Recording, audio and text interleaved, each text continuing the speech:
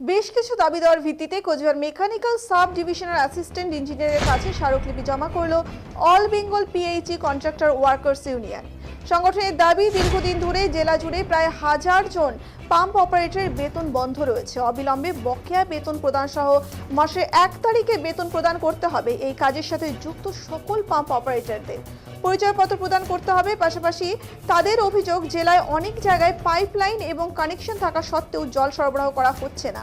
অবিলম্বে এই সমস্যা দ্রুত সমাধান করার দাবিও জানান তারা।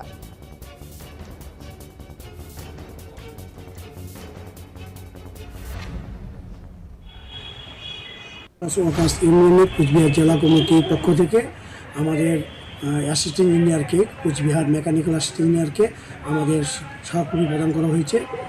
আমাদের যে যারা PHE pump operator, valve operator আছেন, তারা প্রায় 3 মাস ধরে তাদের বেতন পাচ্ছে না। সে তার দাবিতে, এবং পরিচয়পত্র অনেকেই পাননি, সে তার দাবিতে আমাদের এই ডেপুটেশনটা দেওয়া হয়েছে। আরও আমাদের আছে, সেটা হচ্ছে আমাদের যে অনেক জায়গায় পানীয় জলের ব্যবস্থা সুষ্ঠুভাবে হয়নি, সেটা যেন সুষ্ঠুভাবে পানীয় জল সবাই পায়, তার জন্য আমাদের এই ডেপুটেশনটা মূলত দেওয়া হয়েছে।